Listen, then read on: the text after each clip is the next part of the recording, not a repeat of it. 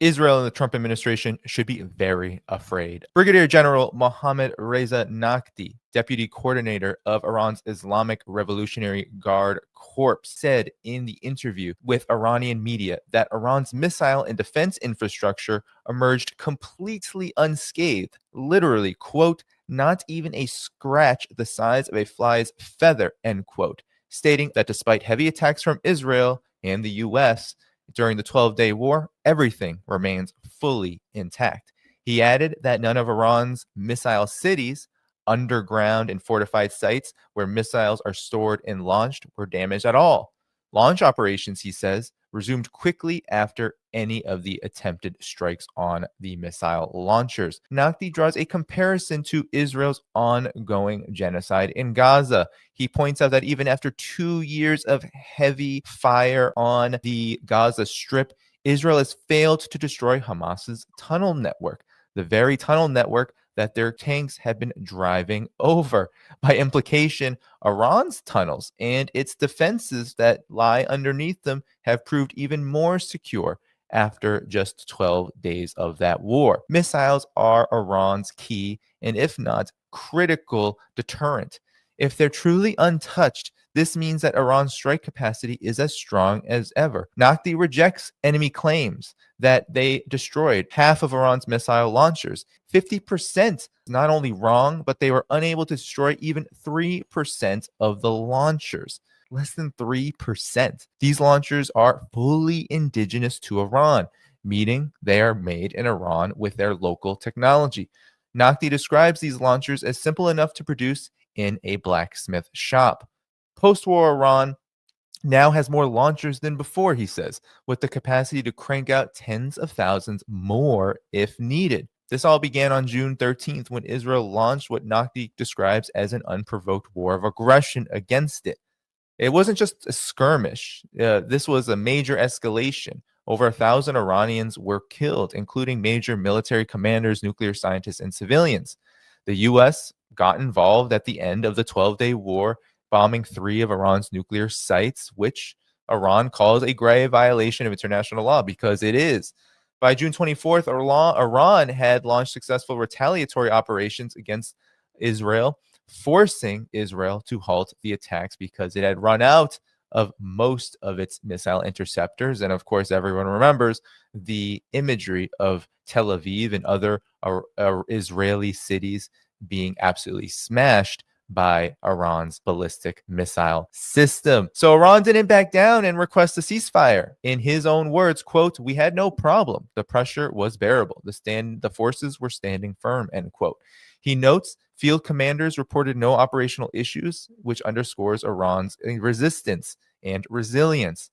Now, it's crucial to remember this because it shows that this short but intense conflict not only tested Iran's military might against 2 major powers, but it also demonstrated the limitations of what the U.S. and Israel can truly do.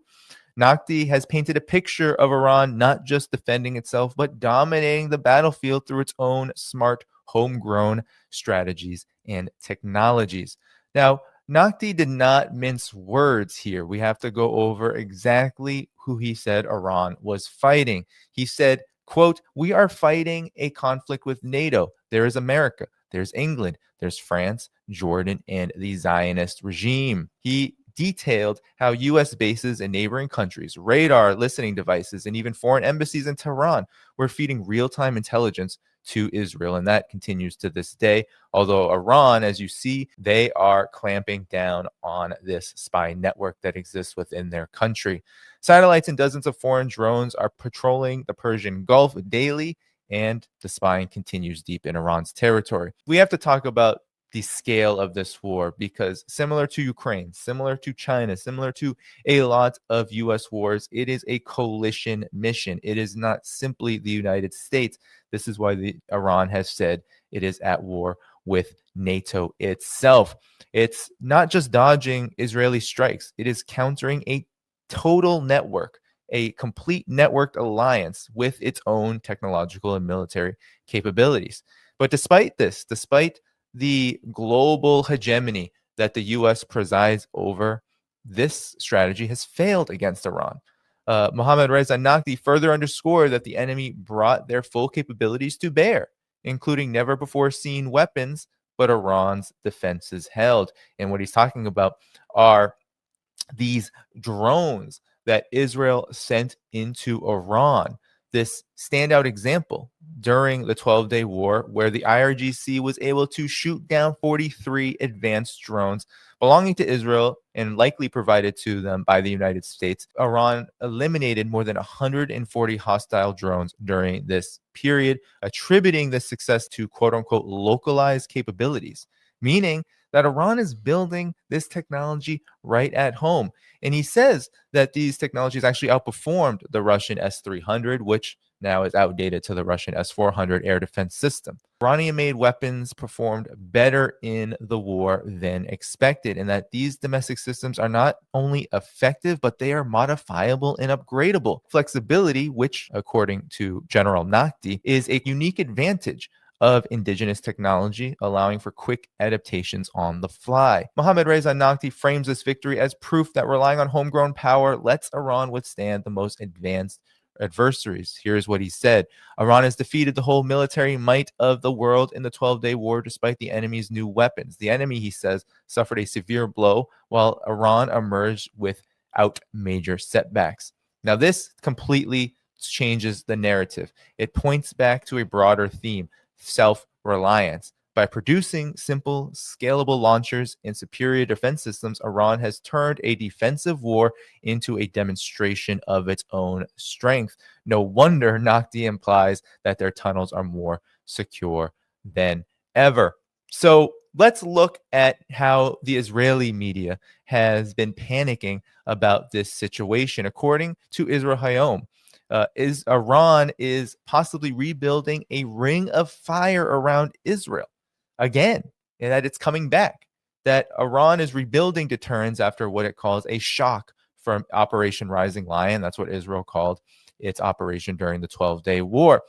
It says that while Iran is dealing with trauma from the surprise attacks and heavy blows to its so-called proxy network and facing external pressures such as snapback sanctions, we see that Iran is pushing its intercontinental ballistic missiles to their limits and beyond them, with ranges now beyond 5,500 kilometers, with the Khorram Shahar 5 being tested recently, which is also capable of speeds maybe up to, and this is now still reportedly, but maybe up to 12,000 kilometers, giving Iran a huge strike distance to work with, which is, mind you, a warning to not only all of the Gulf states, not only Israel, but really anyone that stands within 12,000 kilometers of Iran that threatens its security.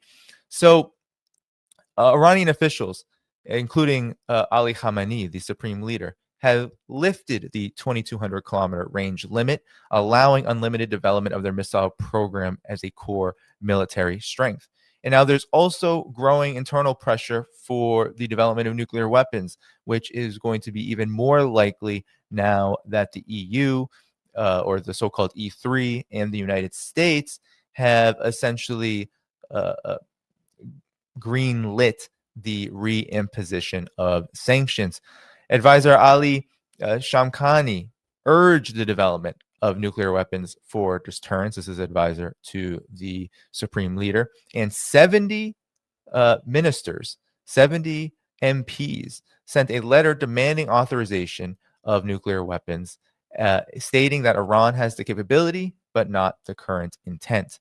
So Iran is also, according to Israel, rebuilding the axis of resistance. Now, this is a shocking admission because the axis of resistance has been deemed dead for so many months, especially after the 12-day war. But even before this, we see, according to Israel Hayom, that Abdullah Saberi was appointed to the head of the Quds Forces Palestine branch to revive Hamas and the Islamic Jihad in Gaza, and to oversee the redevelopment of Hezbollah and possible resistance in Syria, relying on units like the 840, 340, and 190 for smuggling and tech support.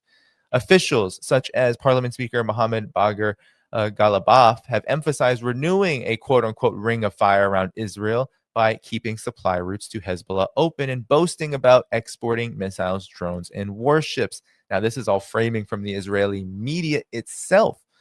Iran remains on high alert, distrusting messages from Israel via Russia about no renewed war, which comes as no surprise given that every time Israel has made any overtures toward peace, wink, wink, the current ceasefire that is already broken, as well as so many other instances, the ceasefire in Lebanon, for example, where Israel has killed hundreds, if not thousands, of more civilians during this so-called ceasefire. Iran is supposedly also trying to calm its public while preparing for threats. Now, Ali Khamenei rejects U.S. negotiations at this time, viewing them as capitulation to Donald Trump, and warns Israel to prepare for Iran's potential return to Syria, of all places, to strengthen alliances against Israel. Now, this is the Israeli perspective, but it highlights a deep panic of Iran's actual capabilities, not its vulnerabilities, and its determination to rebound, contrasting with the claims of Western mainstream media and Donald Trump himself, who have declared Iran dead. So we got to recap the most important things that we've covered here. We see zero damage to Iran's missile systems, according to Brigadier General Mohammad Reza Nakti, not even a scratch the size of a fly's feather. We see that only 3% of the launchers were destroyed, according to Iran, not the 50% as was claimed. We know that Israel and the U.S. were the ones to start the war, but Iran is pointing at an entire NATO alliance as being the aggressors toward it, and the reason why it needs to build these massive indigenous systems of missiles, drones, missile launchers, and maybe even nuclear weapons first. We see the Israeli media panicking about the possibility of Iran rebounding from the 12-day war, and in many respects, all of the indications show that it has. Now, this is critical to note that Iran has these capabilities and showed them not only during the 12-day war, but is continuing to communicate that it has them. Many people were angry who watched my program prior to Operation True Promise 3 because they thought that Iran was being, and many of these folks reside in the West, they thought Iran was being too diplomatic, that it wasn't taking steps to not only defend itself, but to ensure that it was protected and was able to develop further from the threat of U.S. aggression. And then the 12-day war happened, and Iran showed through Operation True Promise 3 that it could hold its own, that it could not only absorb a significant amount of damage, 1,000 civilians being killed, and as well as many scientists and generals, but that its overall military capacity could not only withstand 12 days of heavy fighting, but that it could be rebuilt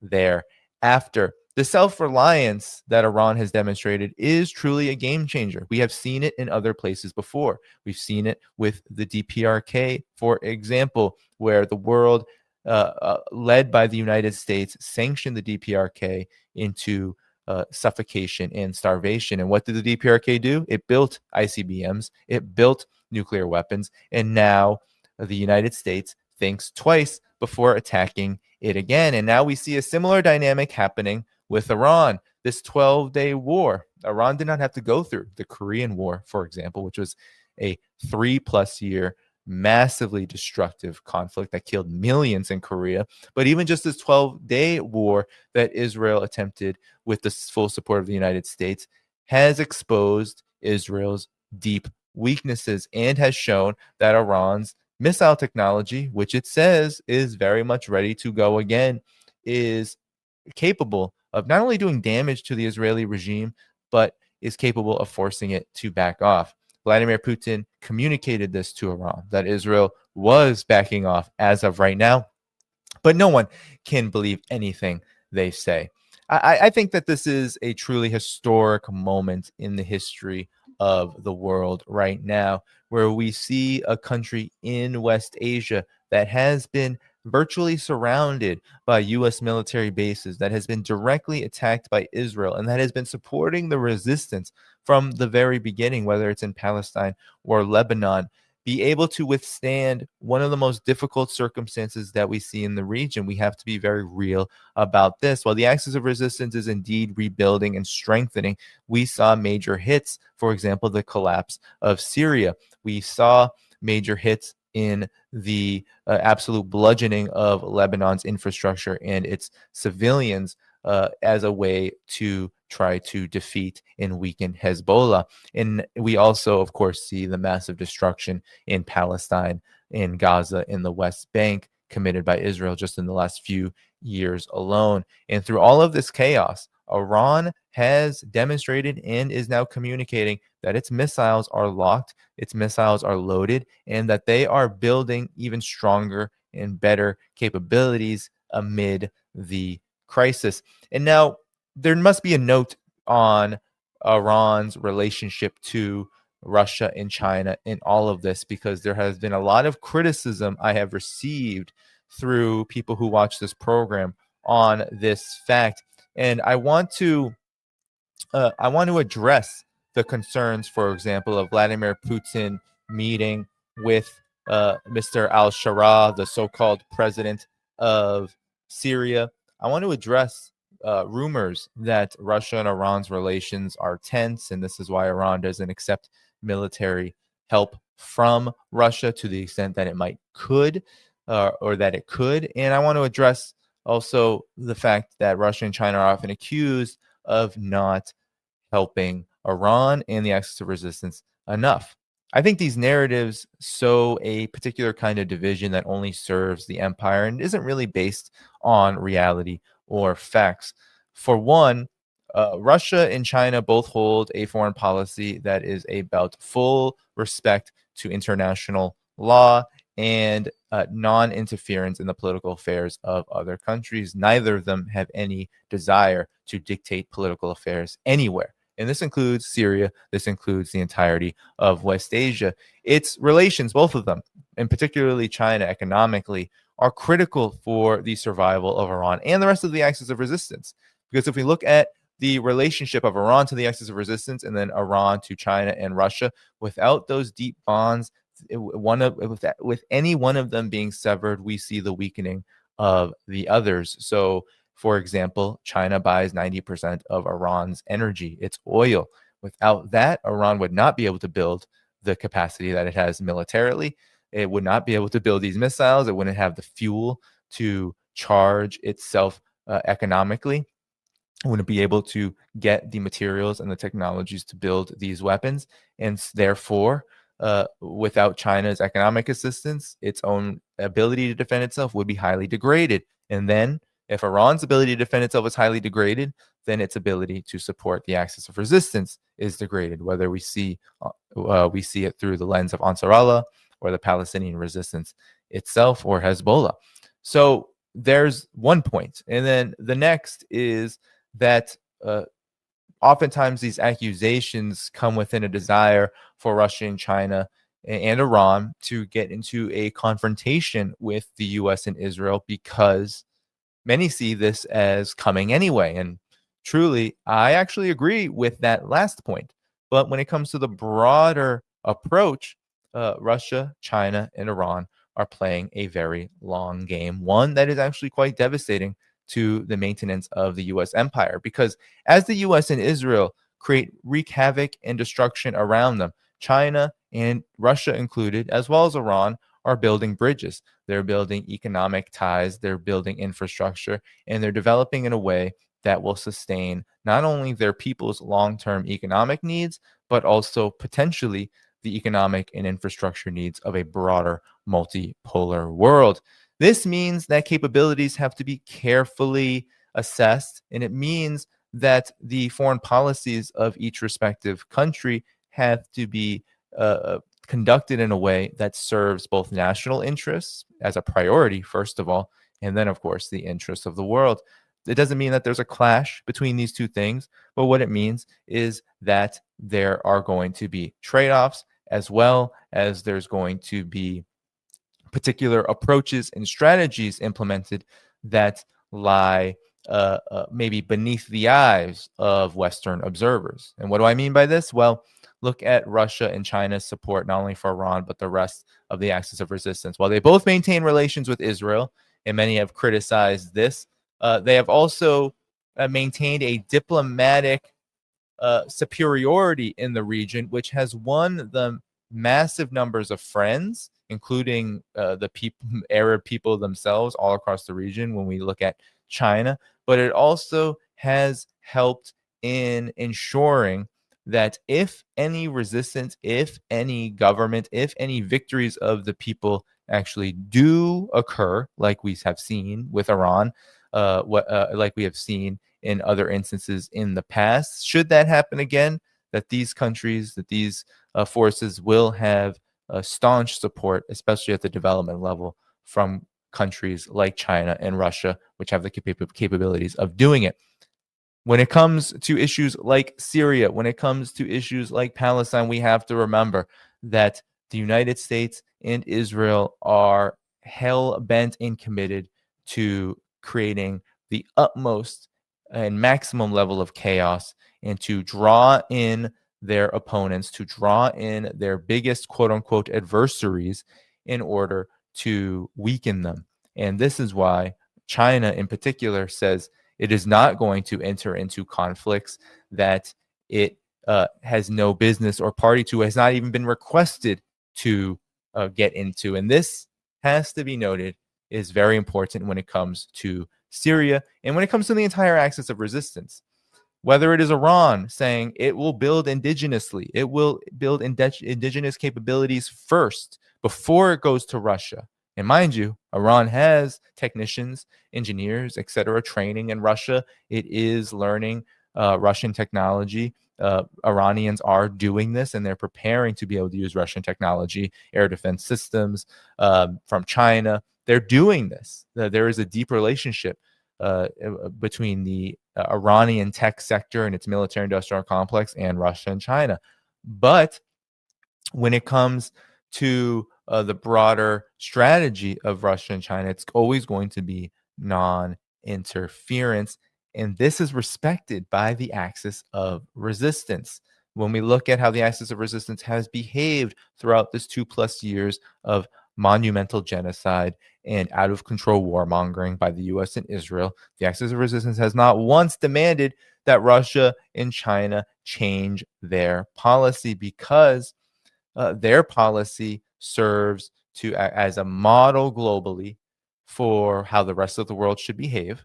And their policy also brings with it tangible benefits to the region that could very well tip the balance in the future. And the axis of resistance has taken the position, if you've seen any statement, please let me know in the comments, of major criticisms from forces within the Palestinian resistance, within the Ansarallah, within Hezbollah, etc.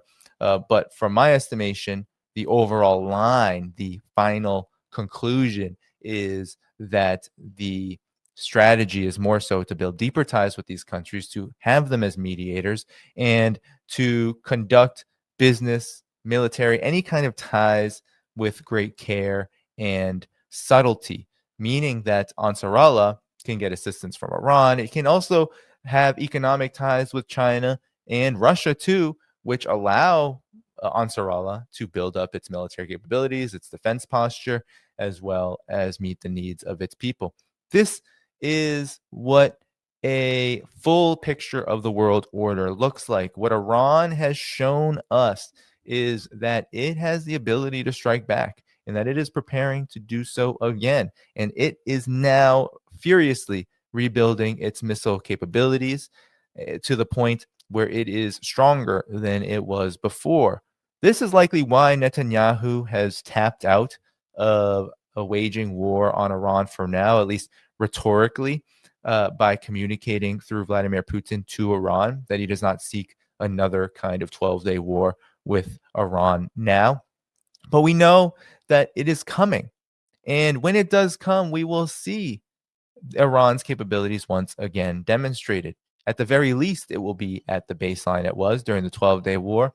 But according to Mohammad Reza Naqvi, as well as many Iranian officials, the capabilities are likely better and likely stronger than before. The Karashimam missile, the hypersonic missiles that Iran is building, the air defense systems that it is building, the lessons that it learned from Israel's surprise attack, its clampdown on intelligence interference and operations within its countries by Mossad and other related intelligence agencies, UK, US, etc. It's unity built through that 12-day war across the population. All of this serves as major deterrence warnings to Israel and the United States. Beware and attack at your own discretion with all the consequences that will be brought to bear on Israel and the United States for it. So the warning has been set. Is the war imminent? Let me know in the comments. Hit that like button because that helps boost all videos in YouTube's algorithm. And until next time, everyone.